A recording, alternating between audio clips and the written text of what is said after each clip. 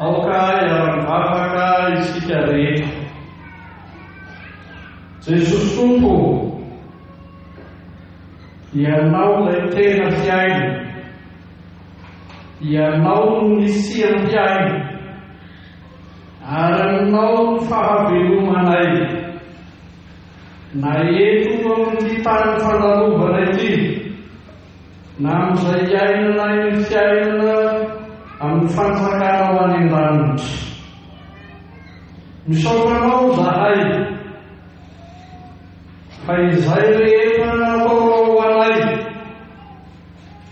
dia nataonao hanananay anjara amin'izany fiainana feno dia feno izany.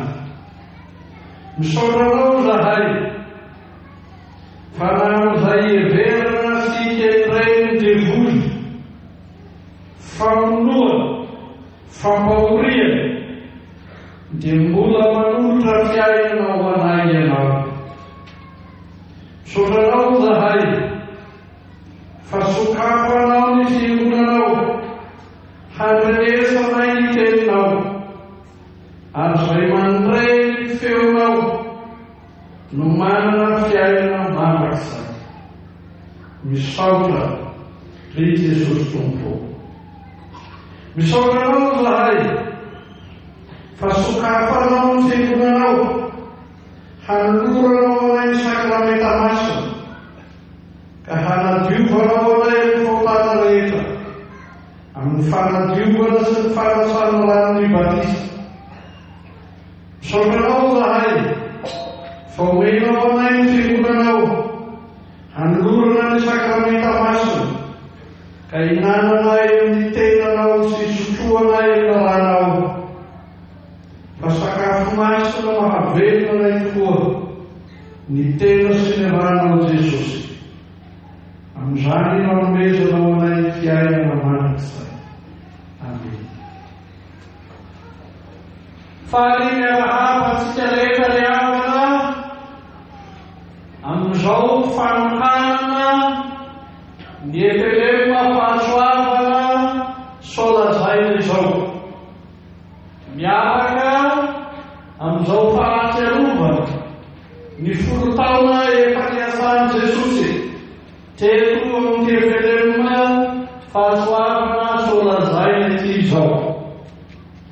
Ity efelema fahasoavana solazaina ity dia nisafidy ny jaona toko 10 andininy 17 ho teny faneva anorenana izao fanankanana izao mba ho fiainana izay aina ny fiangonana tokoa izany.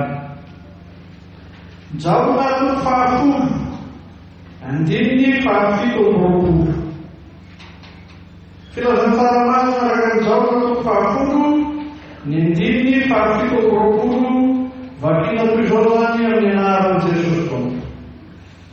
Ny ondriko ny haino ny feo, ary izaho mahalala azy, ary izy manaraka ahy.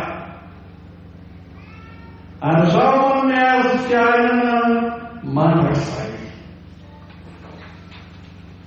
Ry masina manamasinana ny fahamarinana, ny teninao ny fahamarinana. Amen.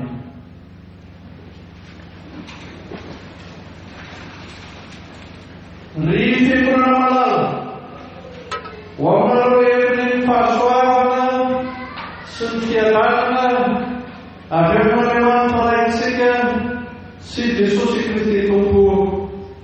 Amen.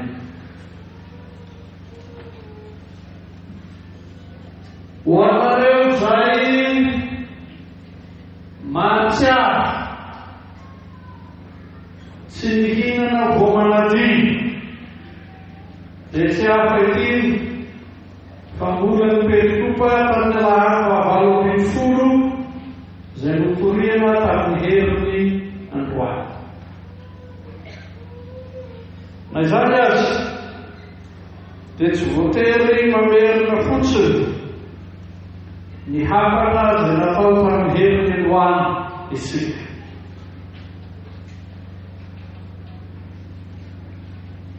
ny mpandinika soratra masina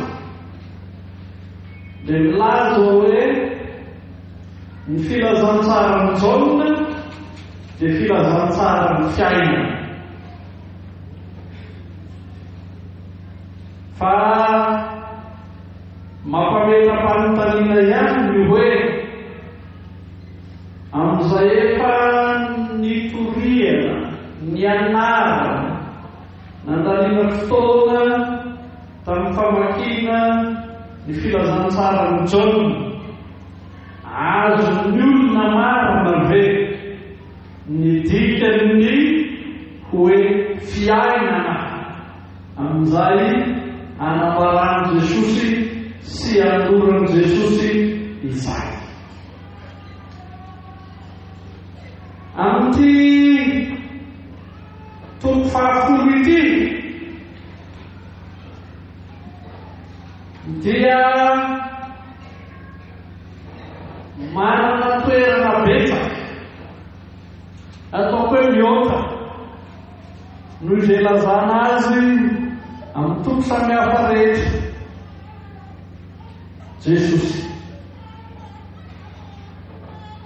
amin'ny andininy fahafolo amin'ny toko fahafolo ohatra dia hoy Jesosy: izaho avy mba hananana ny fiainana sady hananany be dia be.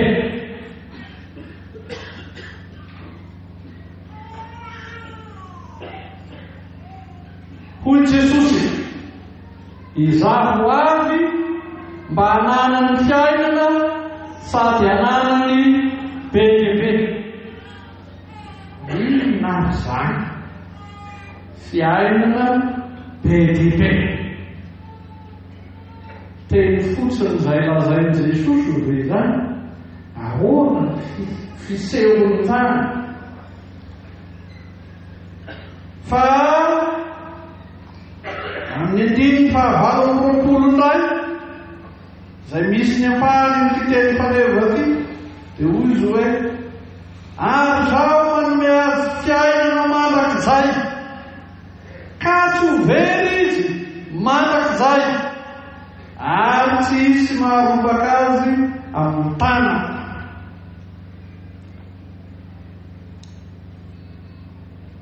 Arak'izany ny fiainana dia sy fitohana rivotra madio oksizena, sy fanariana rivotra maloto gaz carbonique, sy fifanakalozana rivotra tahaka izany fotsiny ny atao hoe fiainana. Satria sika rehefa manao an'izany dia manao hoe miaina, maka rivotra madio oksizena, manary rivotra maloto gaz carbonique, dia hoy isika miaina. Rehefa tsy avy avena loatra iny dia mampirisika ny dokotera: miaina tsara, miaina tsara. Dikan'io dia hoe ampidiry rivotra madio, esory rivotra maloto.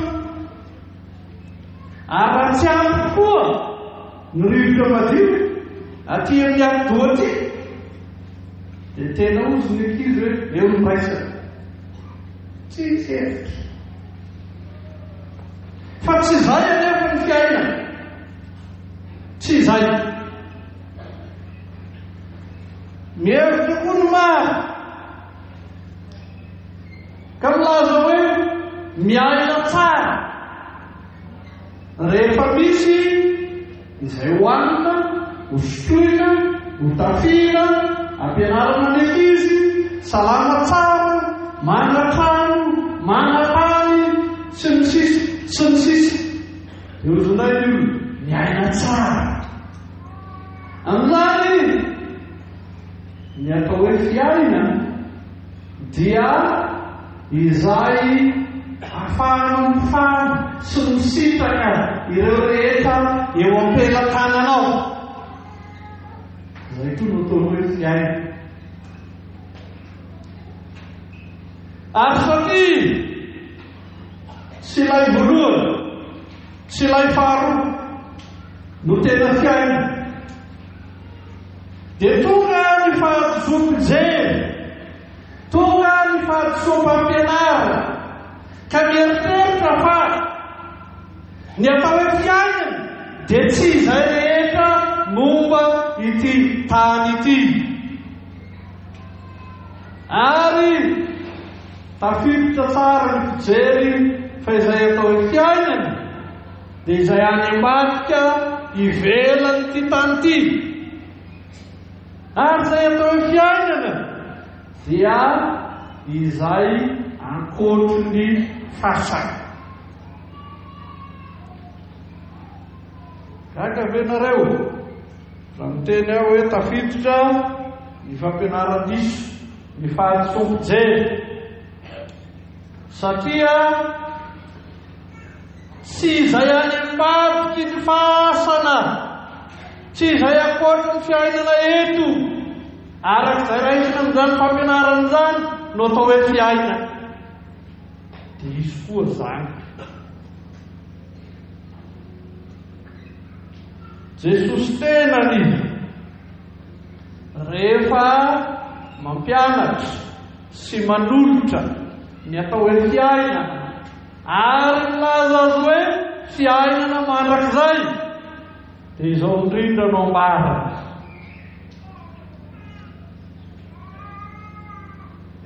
manana fiombonana, manana firaisana, manana fahavelomana ao ny Jesosy fiainana, ao ny Jesosy antom-piainana.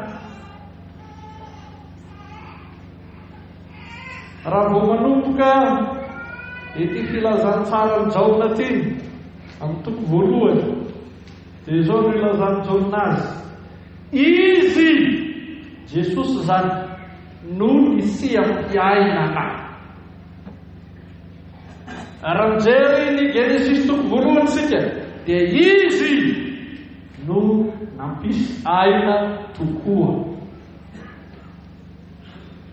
Zao no ilazany Genesis toko voalohany azy: ary ny tany dia tsy nisy endrika sady foana.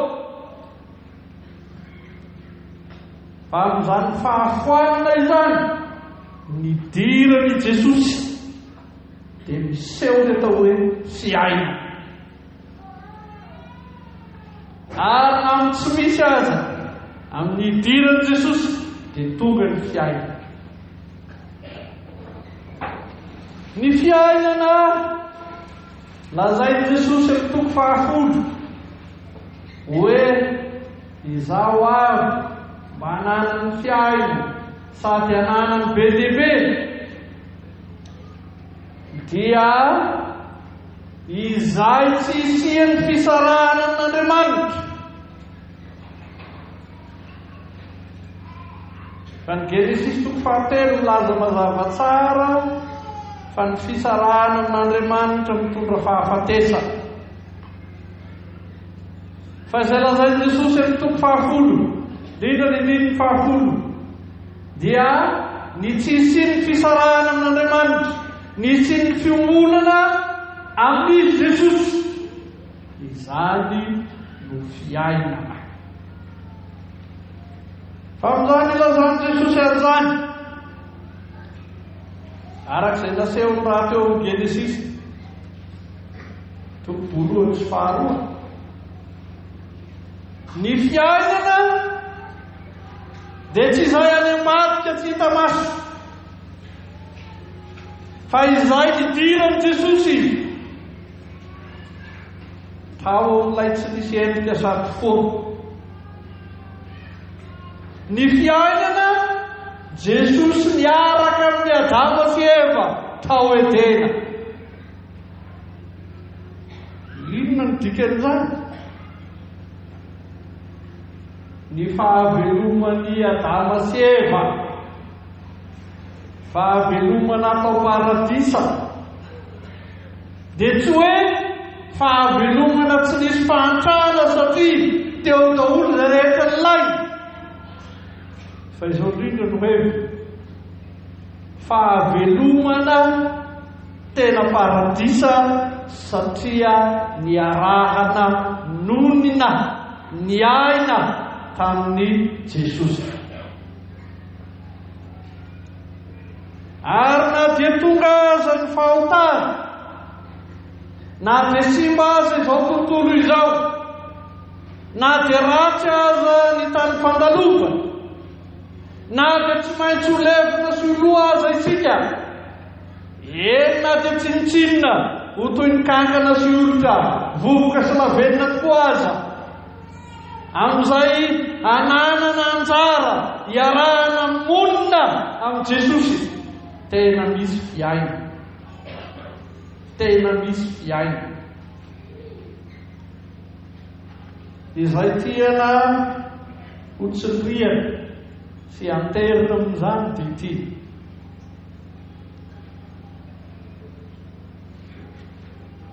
Amin'ny endrika rehetra sy olo mahafiainana ny fiainana, ny tsy fisian'i Jesosy ao izay itoerantsika dia fahafatesana. Fa amin'izay iarahana amin'i Jesosy dia fiainana tokoa. Raha nanazava izany Martin Luther amin'ny fanontaniana, aiza tokoa ny lanitra? Any ambony sa any ambany? Dia hoy izy, amin'izay misy ny Jesosy, ao amin'izay misy ny Jesosy, ao misy fiaina. Ary zany izay ambaran'ny teny faneva ho an'ny Efelema fahasoavana solazaina eto. Fa hoy Jesosy, ny ondriko mihaino ny feoko,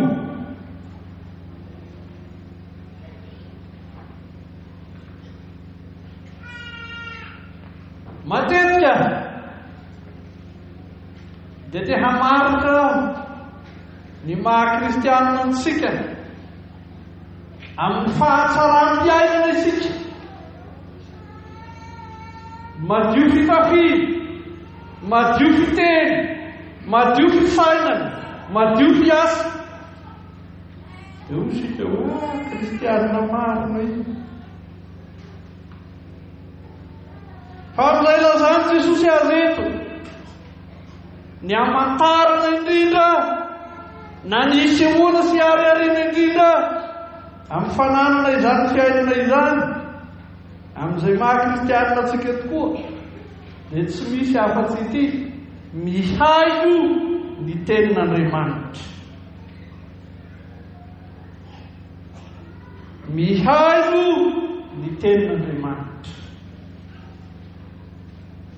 Fa rehefa manantotra io Jakoba, indrindra amin'ny toko faharoa, amin'ny toko voalohany, andininy faharoa, dia lazainy mazava tsara fa izany dia tsy fianoana tahaka ny fianoana i Petroary fotsiny, fa izany dia miaraka amin'ny fankatoavana. Izany dia miseho amin'ny fanekena. Izay lazay, ny ondriko mihaino ny feo hoy Jesosy. Fa raha misy maha izy azy tokoa ny fiangonana, dia izy hitoriana marina ny tenin'Andriamanitra. Tsy izy lehibe sy amorina vahoaka maro tahaka izao no mahafiangonana ny fiangonana, fa izy hitoriana marina ny tenin'Andriamanitra, izy andrenesana marina ny tenin'Andriamanitra. Raha nanao tantara teo ny katekista, dia nilaza hoe zahay miditra amin'ny folo, dia tsy miala eto raha tsy amin'ny dimy, ary tsy misy miala na anankiray. ary dia manisainy ho famantarana manokana any fahasoavana solazaina zany satria vitsy tokoa ny fiangonana haharitra hipetraka ora fito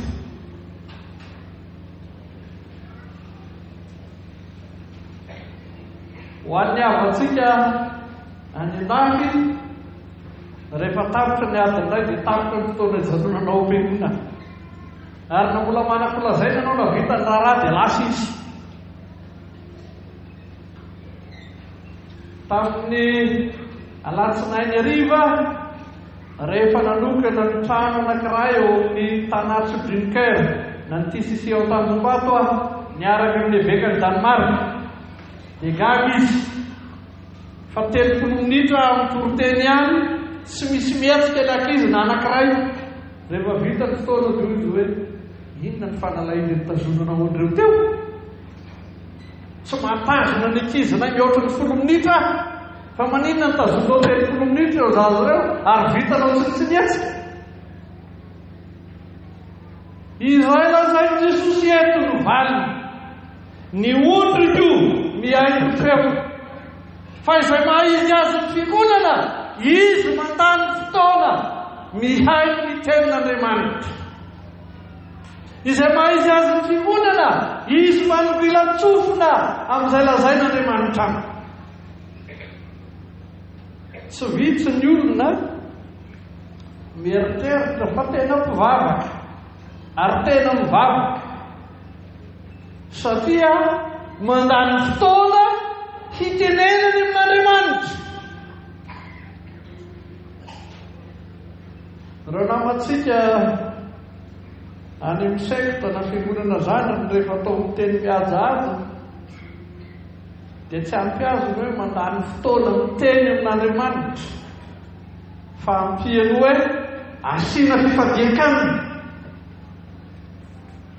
asiana firetan-toro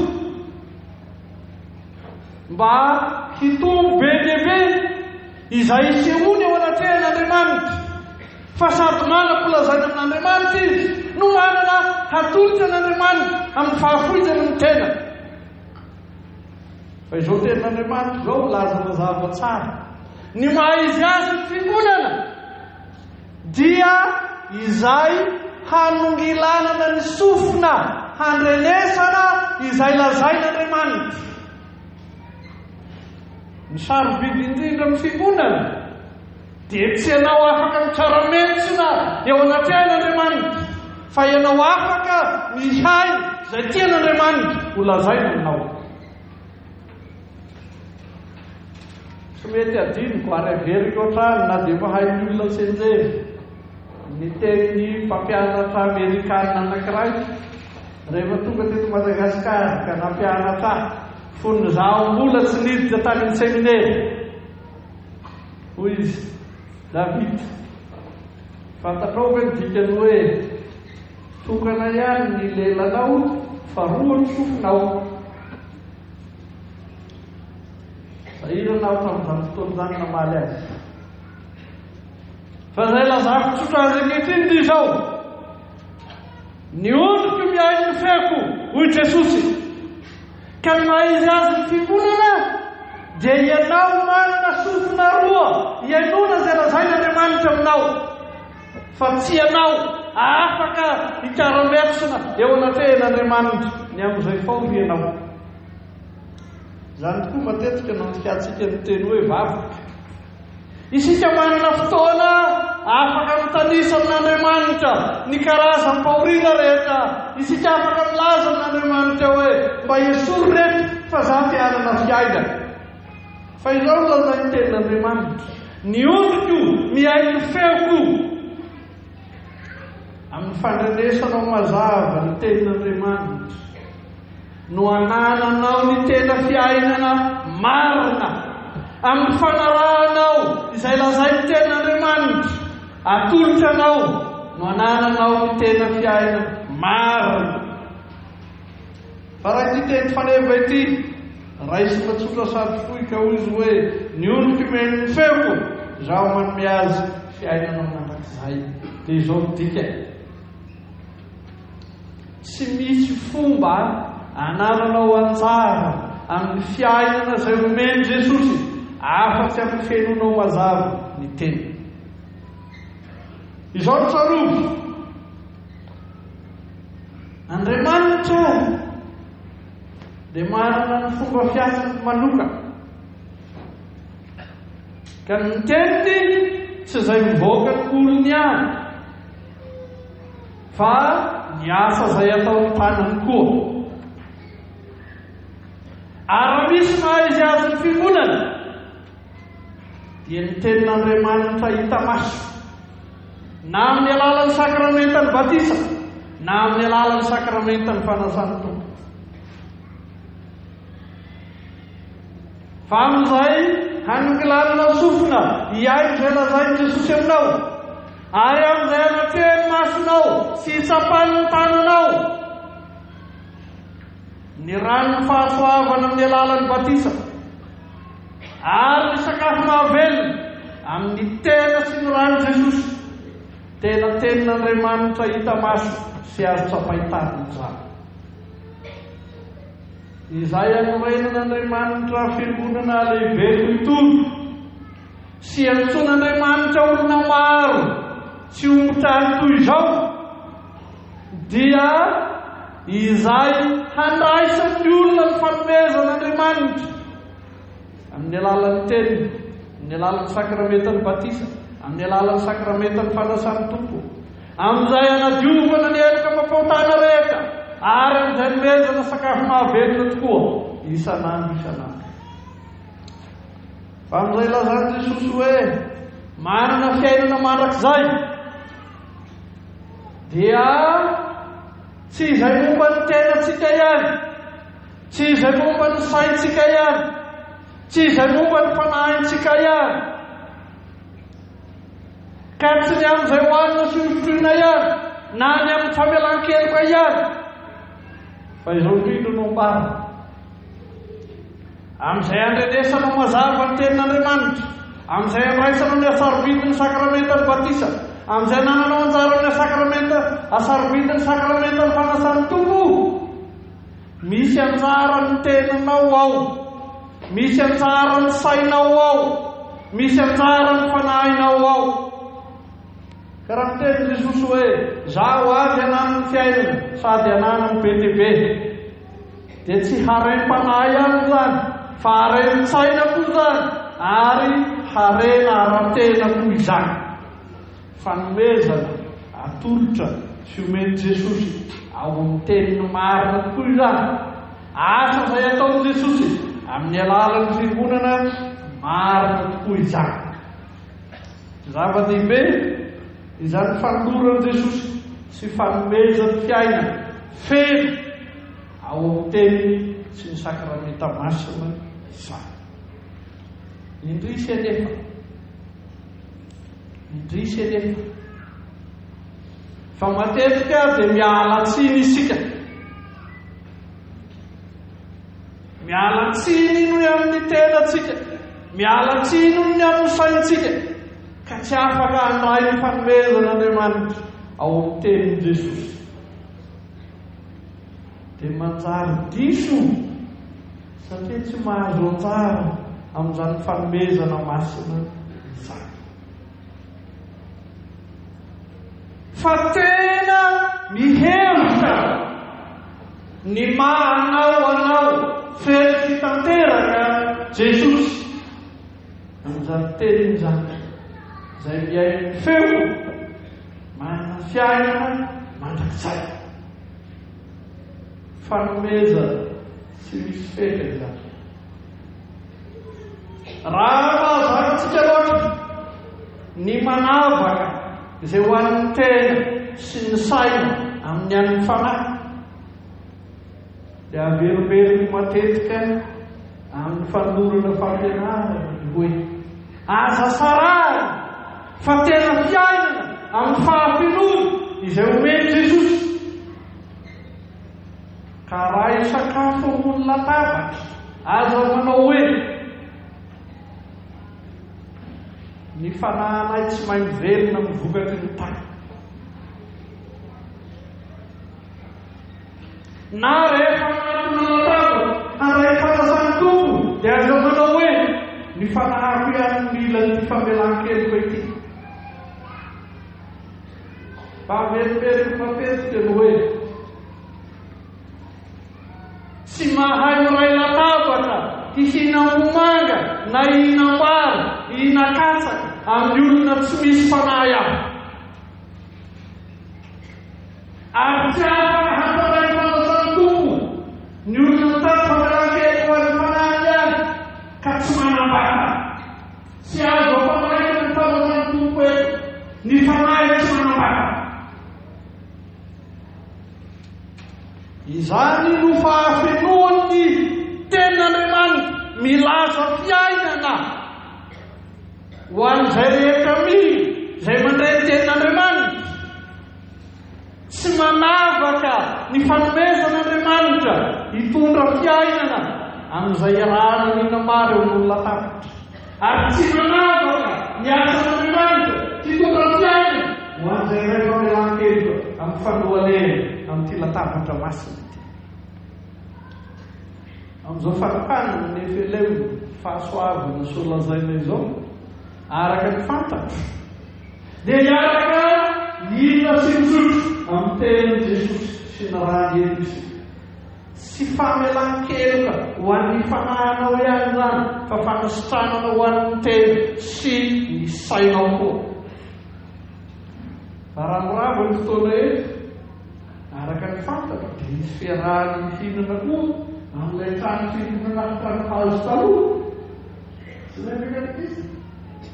Ka ho an'ny vatana, saina sy fanahy koa izany, fa tsy ho an'ny vatana ihany. Fa hoy Jesosy, izaho avy mba hananany fiainana sady hananany be dia be. Raha misy banga aho dia ianao tsy mihay izay lazain'i Jesosy izany. Raha misy banga aho dia ianao mampiodina lamosina amin'izay lazain'i Jesosy izany. Hoy Jesosy, ny ondriko miaino ny feo, izaho manome azy fiainana mandrakizay. Farany hevery havana ny asarobidiny izao teny kitiavana lazain'i Jesosy izao.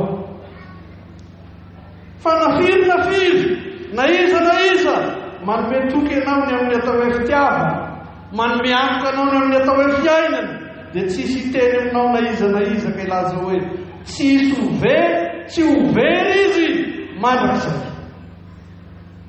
Tsy hisy arobaka azy amin'ny tany. Sonia sy fitomboka sarobidy tsy misy toazy ny anomezan'i Jesosy toky ianao anio. Tena azo antoka amin'izay lazan'i Jesosy aminao hoe ny ondriky miaino ny feo, izaho manome azy fiainana mandrakizay. Tsy hovery izy mandrakizay ary tsisy arobaka azy amin'ny tany. Misy olona dia mandany vola tsy hita vetivety, harotsaka amin'ny trano fiatoana fa tsy hita ihany eo. Fa amin'ny andrenesanao an'i Jesosy miteny sy miasa ao amin'ny fiainanao, vita sonia, vita fitomboka, azo antoka, tsy misy toazy. Amen. Voninahitra ny eo an'Andriamanitra isanaka ary fanahy-masina izay azy hatramin'ny taloha indrindra ka ho mandrakizay. Amen. Mitsangana akaraisy ny fotahina. Ny fahasoavan'i Jesosy Kristy Tompo, ny fiavan'Andriamanitra Ray, ary ny firaisana amin'ny fanahy masina ho aminareo rehetra ny hatramin'izao koa mandrakizay. Amen.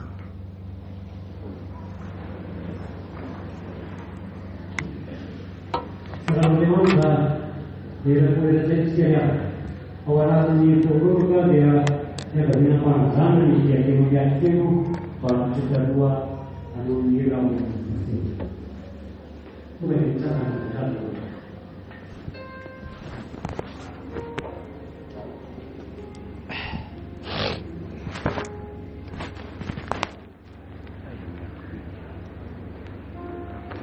Dia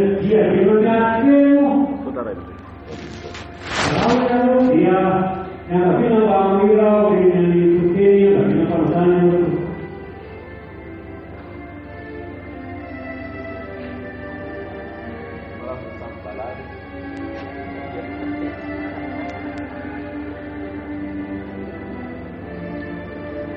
Sana foi takut makak.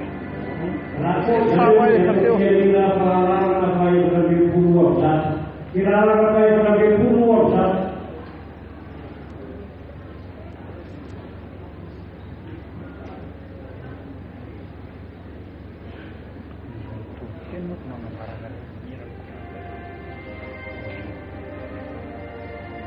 Nanti senang.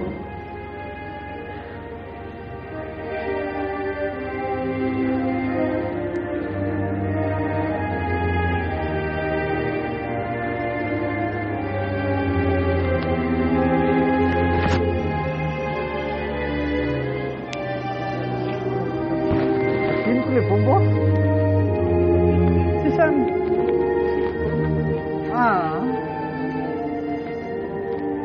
dia perlu ke sana aku tak kapatkan sampai seperti ini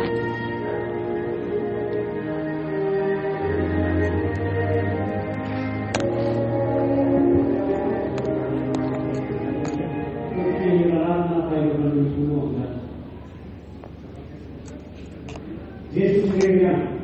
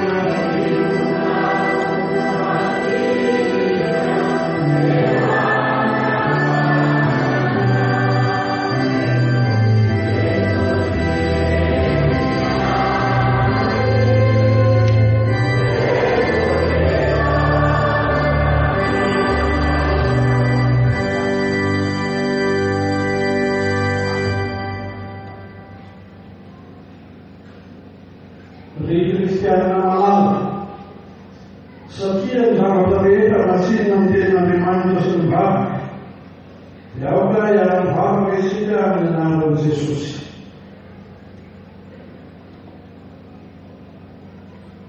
yang dimantu perayaan nantu misalnya saya belum mengenal figur Kristiani yang tadi itu mengenal mas awal Kamatugas tem panai fazil mamiu yang feiju de Jesus Cristo. Como agora que falamos por vez aí. Serão passo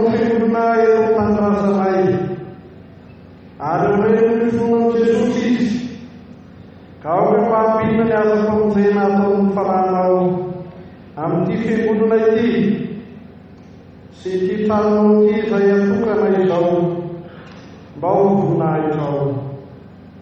Da io ny fitoriana ny teninao eto ho rehefa zava sy madio izy aoka ny fananao masina momba azy mba ho famoazana ny matory sy ho famahana ny farotra dia ho fampandrosoana sy faminaretana ho an'ny folomino rehetra ny ivoan'ny teny izay toriana amin'ity pilipitra masina ity. Aoka ampiasaina manaraka ny tenao sakramenta masina fa io izay atao batisa eto na ny kely na ny lehibe ary fa io ny fanasany tompo manarina latabatra ho eto dia ao ohatrany fivavahana olonao ity trano ity ary io ny ataka sy ny fitarainana rehetra izay atao manetitena mba amin'ny fisaorana sy ny fidirana rehetra atao eto anao. Komba hoe pastora mpampianatra ary mpianatry matoky manakarivo ity FLM fahasoavana so lazaina ity. Aoka izy vokatra ny asa atao ary efa vetiny lakosy miantso ao eo aty amin'ny tranonao dia foazy ny fanana masina ny fonay mba ho sitraka eny tonga eny fahasoavana ambara ny filazana saranao. Randriamanitra tompo ampanosoerina ny teninao ka aoka izany velona itaraka eny raha rehetra sy amin'izay lalana ela rehetra.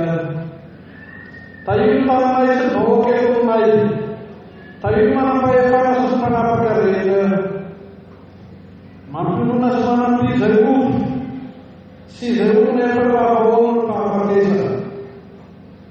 Ary rehefa tonga ny fotoana ialana sasatra dia ao koa ampiasanao ny fananay. Rehefa tonga ny mitana dia mba sakana pahasambarana izay karaisoana aminao Jerusalema vaovao tanàna manak'izay dia tsy mba misy tempoly fa eo amin'ny tompoandriamanitra soa sy ny zanak'olona no tempoly. Eno hiataka eny ny lalana Jesosy Kristy tomponay. Rainay izay ny lanitra ho masinina ny eny anaranao ho tonga ny eny famarakanao atao eny silafonao ety an-tany taina ny lanitra eo anay mpizanikasarao anay ary mamelana iray tahaka namelana Elisabety tananay ary izay fononao ny fankapalahy fa manafara eny ratsy fa manofazakana sy hery na voninahitra manak'izay.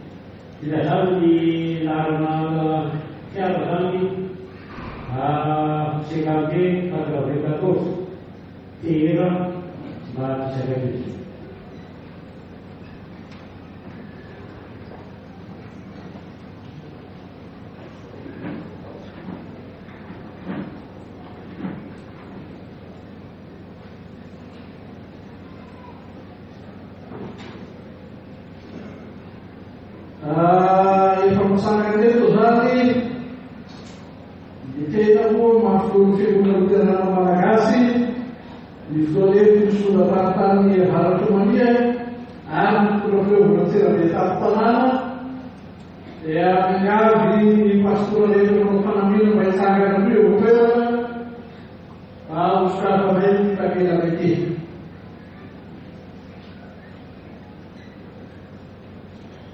e a mingavi supera pagare cosa fanno di ao di supra governo Madagascar sini kalian kabinetun fat.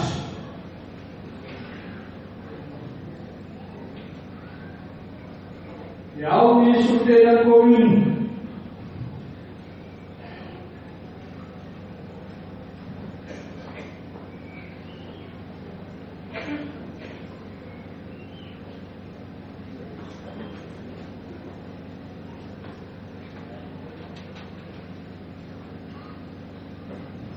Tribunal Malagasy sudah partai dalam kemudian kita terima resiko berhasil datang tanah referendum pasal sudah zain pada Yusuf bin Feko azam Malagasy hari ini menarikkan azam yang saya nama saya jauh untuk pasal di Pakistan berpuluh nanti kan berpuluh tahun fitur berpuluh silverit Panukeran ya kita sektor pembuatan kita sampai pilihnya karena yang itu menurut nanti sebagai visi ini personal program dia disuruh Tribunal Malagasy pastura bicara untuk dirinya vida ada disuruh sudah partai dalam kemudian pastura untuk Josefa saya disuruh untuk mensuruh Nazir ya teman-teman berjalan sejarah.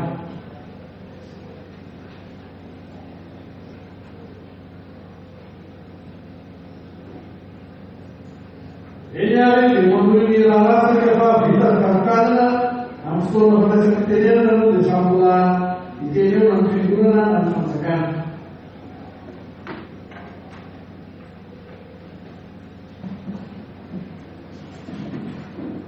Yang mengambil instrumen teman-teman Malaysia, kalau kita sementara teman-teman dari Tribunal Malagasy, pasal sudah saya, belum mengajar deh, tadi mana belum mengajar tetap kanan, ada kembali berbeda sejauh diskusi untuk mendukung Tribunal Malagasy, hari ini mana Tribunal Malagasy, Tribunal Malagasy, coba untuk menjadi perhukum.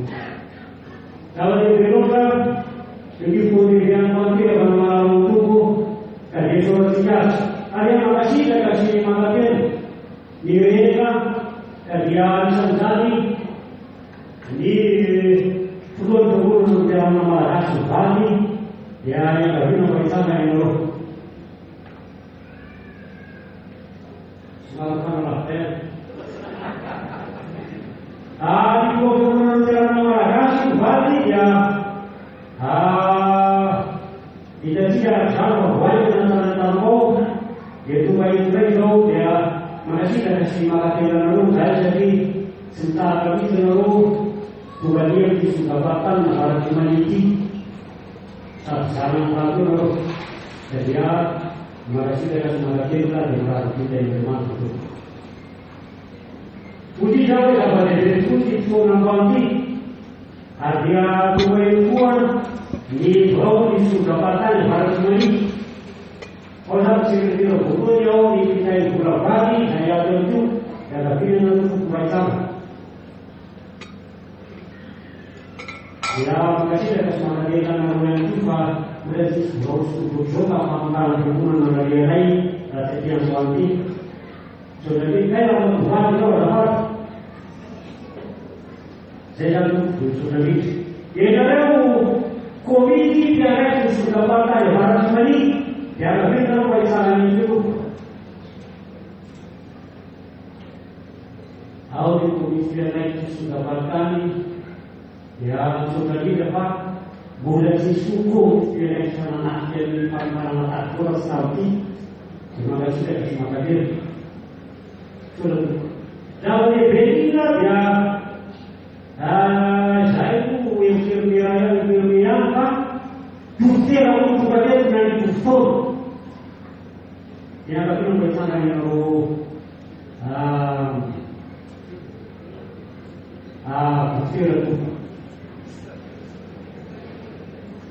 Butera dengan sungai Tanpadi, Butera dengan Sudojevan, Butera yang terkenal sama sudah banyak belum dia begini dalam bahasa. Lalu nanti apa dia hari ini nanti hari sampai rata jadi dan itu lebih terlalu kami itu pada sudah berapa sudah berapa lebaran lagi dari waktu yang lalu itu terima kasih sudah semangatnya lagi mudah sih semua yang lalu dia semua banyak itu dari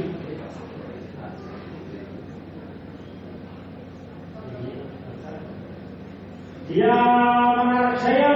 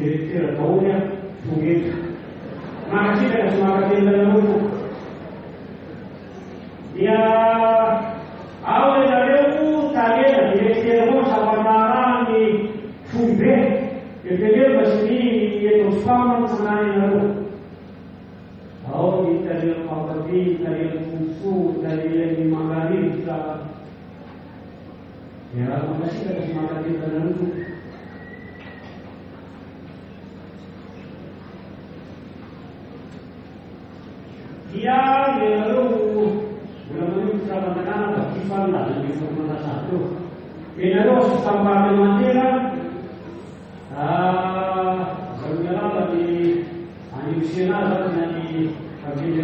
dia sangat kecil. Kalau kasih semangat dia lalu betul betul betul dia sendiri. Saya kalau Cina pergi dan orang Cina kalian kemudian Jesus dan diulang lagi. Kalau orang dari Indonesia saya tahu malam ini pada sudah saya ini betul bila ini. Saya kalau itu untuk bismillah beri. Ini berkali ini asal itu tapi betul ini saya boleh. Saya juga. Misalnya orang dia terus dekat sekiranya dia punya sihir karena apa saja mereka mahu. Asal itu nak itu dah saya tahu ya. Pada nama nanti pangkat dia dan sebenarnya ada saya marah itu itu dalam nafsu. Misalnya dia isor yang ada atau punya lain dalam ini Bahwa dari region Bumi, kalau menjadi negara itu nari Indonesia, pada kita boleh cara benar. Terima kasih kepada semua kalian. Kalian dapat diberi dan namanya tertiga bagi sarana. Kalian pada seperti itu, dia tak suka menikmati tidak mungkin manusia. Saya tahu orang kalau kirarati jadi usahakan motor saya mengaruh kalau sedikit bisa tak kita sama jauh kita adalah susah dan betul ini namanya susah kita betul ini ya makasih dari semangat kita yang begitu ya minum dalam kesusi yang Tuhan paham. Ada apa berbagi sama, bukan wajib apa, bukan sama, di mana mereka ini dibangun. Misi lain itu, mereka akan mahal, memperolehkan lain. Misi itu dia, saya tidak bagi dia, sehingga mereka dia pun pahlawan susul. Anak dia lagi tidak bagi terus saya. Dia jadi kalau diberi kalau pada dirinya dia mana sudah saya dan kemudian sudah saya dalam bodoh Nintel baru dia kemudian nanti dekat tanah sendiri di sana dekat tanah di saya Nintel baru jadi coba nanti dekat tanah di mana sudah saya lulus harap saya dapat beliau. Dia di masyarakat semacam ini mencuri seperti sebenarnya orang itu satu dan kapalnya dari ini yang mungkin masyarakat saya dia mungkin yang tak tapi berubah karena itu dia menjadi menampakkan dia di mana di sekolah itu dapat pasal Misnya tahu dari itu bukan ada. Pada disperso, jiwa kalian di kalau bicara yang tinggi, sungguh sangat berasa dalam tubuh. Kalau orang di Jawa dia ada malu, di Jawa dia lagi, dia takut. Kalau kita sistem depan dari masyarakat muslim sistem mampu kalau sudah itu ya simpa atau di itu ada semacam apa ada saya dia mengalami kalau di berfahaman dia tinggi terus sama dengan dia kami jadi kamu itu ya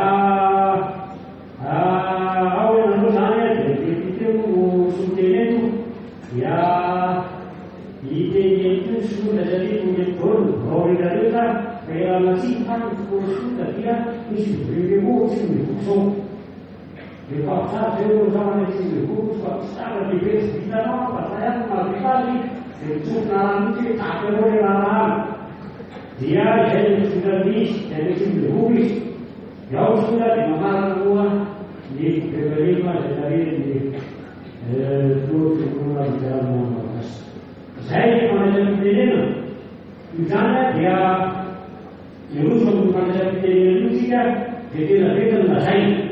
Zay zany tompoko zava-dehibe raha eto ka dia mampanofa ny dadaerika sy ny fiangonana sovadaina zany amin'izao izy no fitenena no voalohany.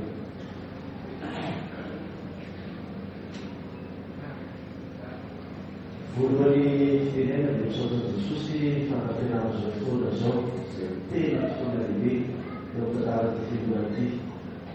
Minina sy lazaina teo anatin'ny tantaran'ny fiangonana ny zava-dehibe izay tiana andraisana tantaran'ny fitenena fa tompona andraikitra voalohany ny fampianarana ny azahoana miaina feo Jesosy ny pastora ka nahafahan'ny fiangonana nanateraka izao fampianarana izao.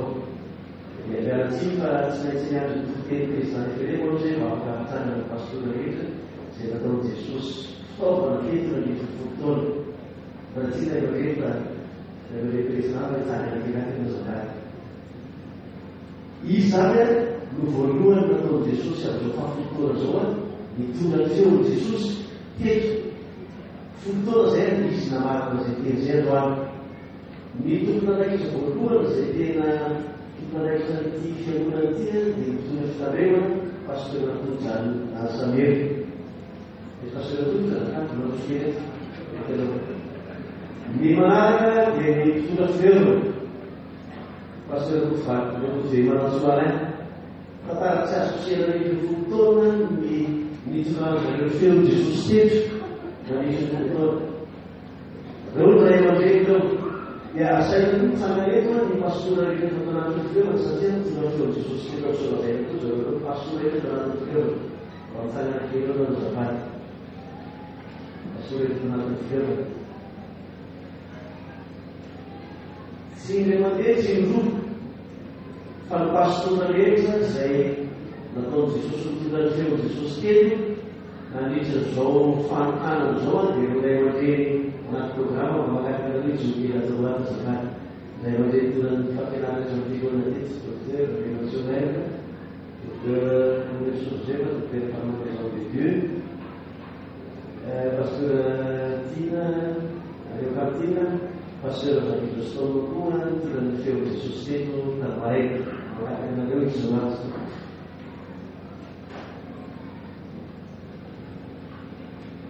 Ny fanakatifanana izao izay rehetra pastora ka mitondra feo Jesosy nahitry fotoana teto solazaina mba mangataka anareo hitsanga rehetra rehetra izay rehetra pastora ka mitondra tian'Andriamanitra teto tamin'izay fotoana zay dia mangataka anareo hijoeto.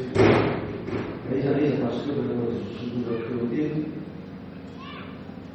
reo tompo reo ray aman-dreny reo no fototra nampitsora zao fiangonana zao. Tsy hainay tsy sotrany Jesosy no fisireo ray aman-dreny reo fa ny mihina tsy natao misy teo tantarana fiangonana zany fa tiafaly satria mbola miandry ny feo avy amin'i Jesosy mety filohan'ny FNM. Dia misaotra Jesosy tompoko Jesosy marikity anareo satria tsy miteny amin'ny alalan'ny fahaiza-mampahalalana ianareo fampifanahy masina no hoe nampiteny anareo tamin'ny fotoana rehetra mitezana ny fiangonana teto solazaina ka nahatongazy naharitra tamin'izao fotoana zao ary mbola haritra manampiavaka Jesosy. Jesosy eny marikity anareo tompoko zava-dehibe nataonareo tsy mavaly ny kristianina teto solazaina fa Jesosy malagasy sotra vita nazobe izy.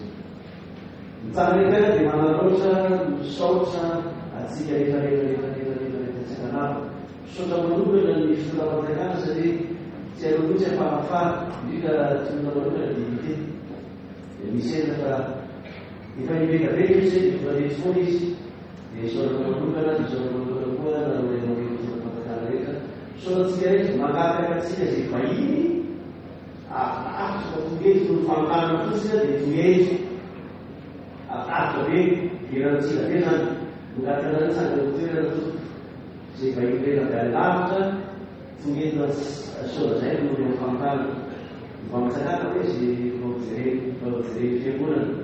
Ada asalnya tugas menyampaikan saudara sampai saudara siapa so pasal selesai Yesus mati lalu di Fiangonanna society ada seorang pastor sedia ada pastor mengatakan kali ini semua sih nanti kemudian orang tua satu tak pastor dari sisi pastor mau bangsa nasional segala ini di mana sana dia menurutnya sudah bisa apa teman di Fiangonanna maka harus diperhatikan komisi diperhatikan paling 2000 sekitar masuk paling 2000 susi petani paling 2000 dia usianya dia menunjukkan dia berusaha kamu dia berusaha kamu dalam saya secara manusia naruh hati dengan seperti ini. Saya pada di Fiangonanna dia manasa ni udah saya ini sudah Fiangonanna. Ya sekarang siapa kaki as Fiangonanna tahu dia informasi yang kita sosial sehari-hari dia pada sinama nanti sesuai dia sahabat itu dia kita harus di biro novo dia senza superare l'inizio prima stanno di finale da oggi sono per il biro 6 anni hanno cercato capire di una schiarita sei una salvazione molto su piede del mondo la sistema la schiarita non sarà più sentire proprio di sono lo su piede del grande tempo bisogna non sai dia kalau saya ada yang saya ini dia kafita ni seperti dia akta kita akta dia pada satu visa dia biasa boleh tapi visa itu baru kita na vida na vida secara pribadi amuna dia semuanya yang sebenarnya program di beberapa dia sudah berusaha dengan privata sudah Termina di quella parete se tu vedo di mamma chi ha vita va vita ora faccio tutto il viso e sotto yang berbeda dari jika ekonomi naik dan tidak biar berjalan maka jadi terkait ya kemudian lagi sekali kita ditetapkan yang mana terkait dengan dia kalau berbeza dia orang ini menjauh di kemudian tidak kita karena di kemudian mereka kayak lagi komunikasi mengenai itu seperti dia di kedua di lagi komunikasi tidak ada di panggilan kemudian jadi dia selalu mengenai itu dan kemudian mungkin sekali ada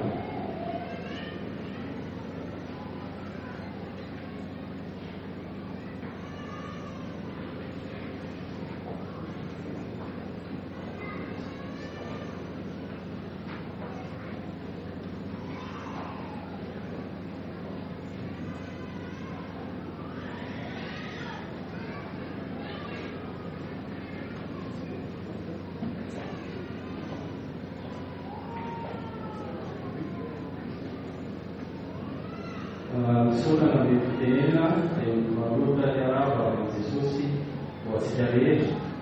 Seorang dari mana saksi dari siapa si pemroduksi karena kata seorang dari satu mati pun sudah saya.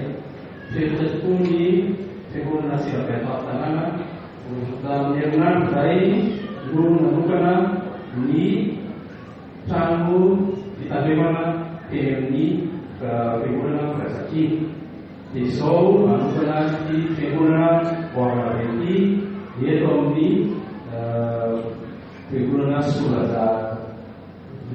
sudah saya pasangan sudah saya membuka itu saya hari di seorang dari mana Fiangonanna sangat tersebar tanah di grup ku langsung Bunting dari manao hoe amin'anarana Jesosy mikara ny tenivohitra ka makazo ary ataoko ny tranoko akasitrahako zany sady akarazay tao akarazainaro hoy Jehova. Izany koa no tanteraka dia niakatra ny tenivohitra toa ny tetasolazaina. Marina ny teniteo fa tsy mora mihitsy nanty fiangonana ity ary tsy mimely ny fiangonana Tsirabeta tanàna fa tena nanao ary tena nanao koa ny kristianina tao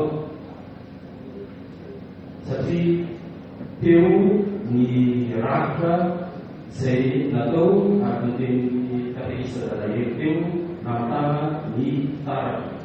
Kanefa nisy fotoana izay nanokana ny fiangonana Tsirabeta tanàna ho amin'ireo zanandreo ary anisan'izany ny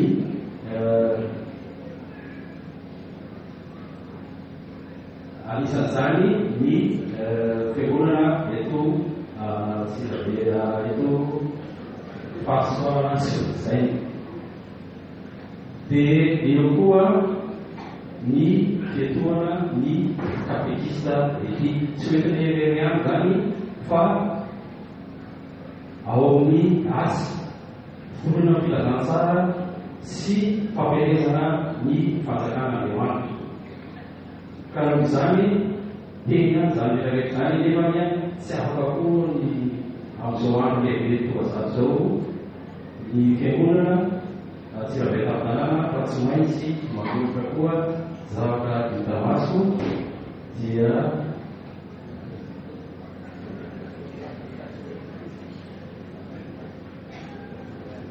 any amin'ny bebe fitandremana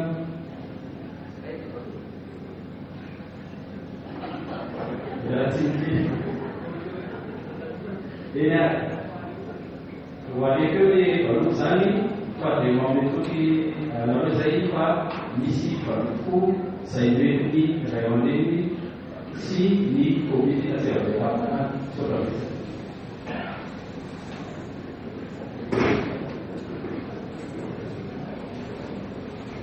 dia menapetaka ny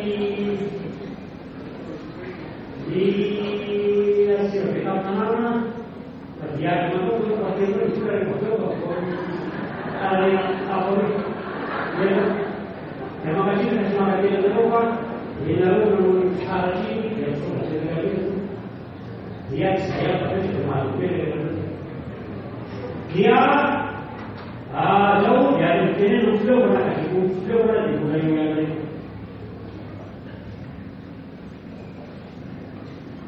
Mampandroso ny pastora sy ny komitin'ny fileovana ho samandrana sy ny tantoka miaraka mahatsofona amin'ndraitra mba hijery ambona zany sika atao amin'ny fileovana to.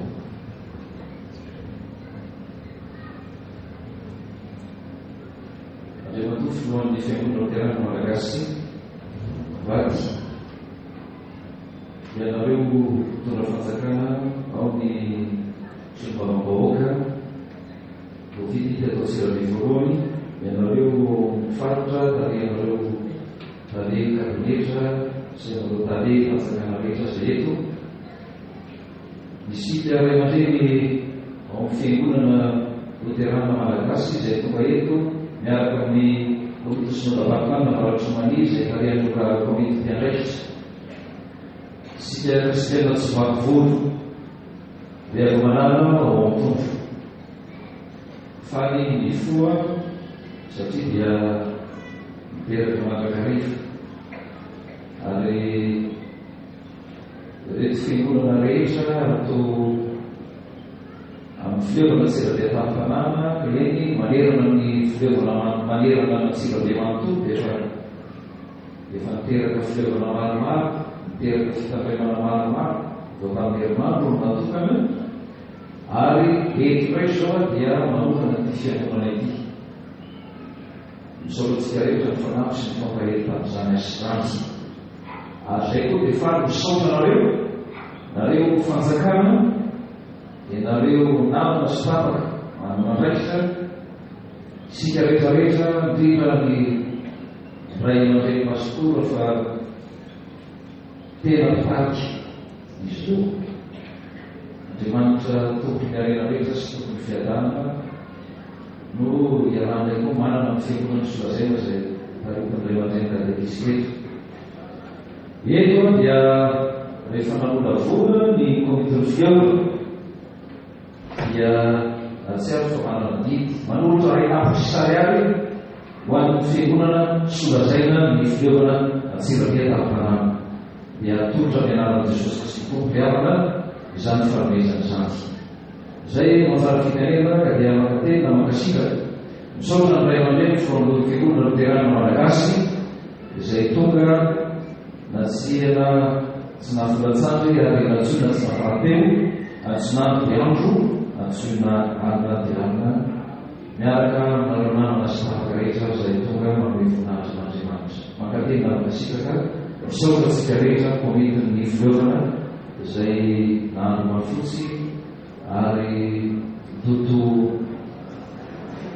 mahamasaka.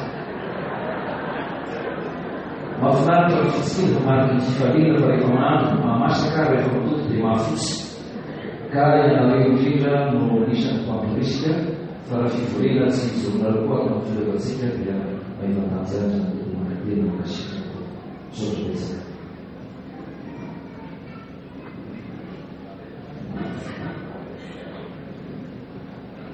Dia sudah beda dengan beliau, berarti beda tangan dari itu beliau. Itu beda dengan beliau kalau ada nafsi ya tuan.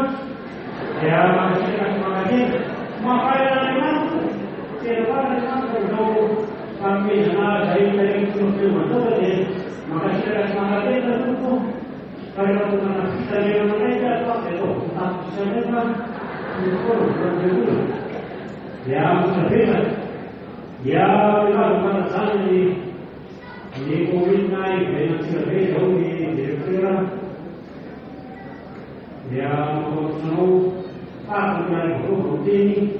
Pada COVID itu, ya mau di COVID nanti ada kuota, ada itu.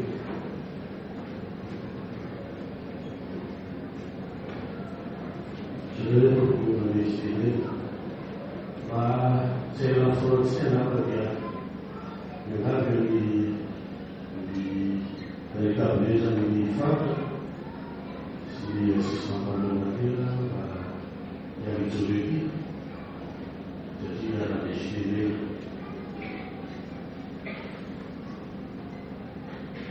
se che lo si sa sempre che sulla mazzana sarà detto la mazzana detto allora tu mercoledì non mi fatto di sedere sulle teme di essa. Consolidor namin kitenan. Makataka isai supir palkama kung sa departamento ba bagus. Bisa dipata ng tanah itu bisa administrativa del misma. Asal bulan misi sutenan di prefektur.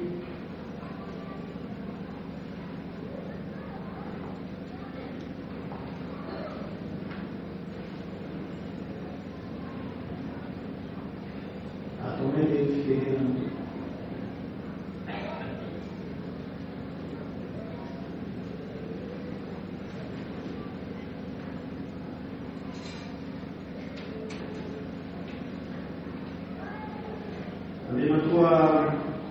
luar di Ekedema si Yanareu Nadeksa Amraksa Siang Sampana Awalat Nisani Egono Teral Makassar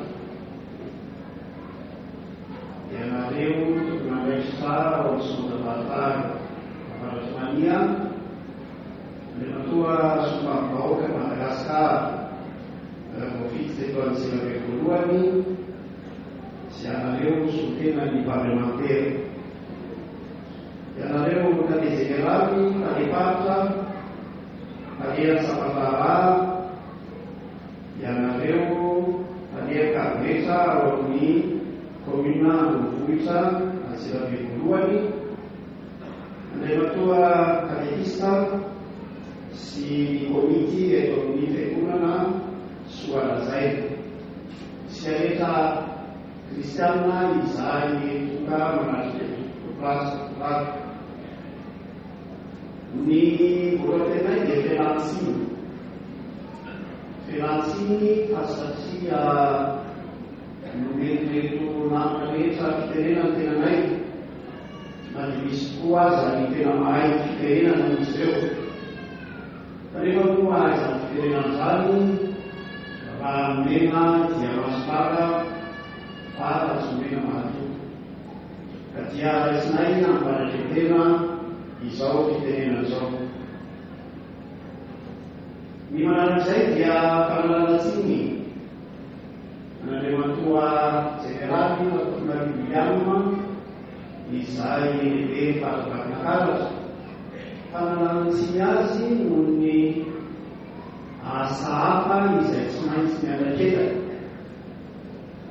ary satria moa ny fitenenana milaza hoe ny an'ny tena sakelena fa ny an'ny hafa no avina ka dia misy lanonama koa izay tsy maintsy natrehany amin'izao fotoana izao.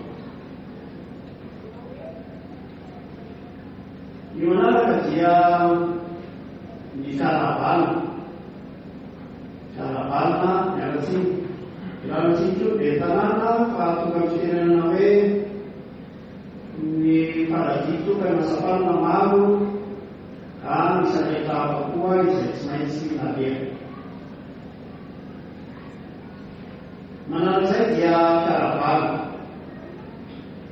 amintsika rehetra tonga eto nomen'Andriamanitra fahasoavantsika ary amin'izao fotoana ahafahana mifahity izao dia miara-paly amin'ny andro eto zato andro eto arivo miaraka amin'ny fiangonana eto soarazay miarahaba ny katekista sy ny komity fa izao no fotoana ahafahanareo miaraka mifaly amin'ny kristianina rehetra izay tonga eto ary raha nanome ny tantarateo isika lavitra maro mety misy tokoa ny fahasahiranana kanefa zava-dehibe dia tonga amin'ny tanjona anankiray isika ary manakely isika fa mbola ho tonga koa amin'ny tanjona manaraka izay eritreretintsika sy vinavinaina ho tonga amin'ny tanjona manaraka noho ny fitahin'Andriamanitra sy noho ny fahasoavany izay omeny amintsika. Fa ny fandravaka manokana fampandrosoana no anisan'ny asa lehibe nampaneketona azy. Azany fampandrosoana zany dia miaina amin'ny olona, miaina amin'ny maha-olona, miaina amin'ny finoana, miaina amin'ny fahamonana. Tsy dina manokana ny amin'ny finoana satria manakely zahay fa ny finoana izay efa nitoriana teto nandritotolo taona hitarika antsika koa ho amin'ny fampandrosoana misy ambaravarana, misy tokantrano, ao anatin'ny tokotany, ao anatin'ny komuna sy ao anatin'ny firenena. Ary manantena koa izay fa izao andro anankiray iarahantsika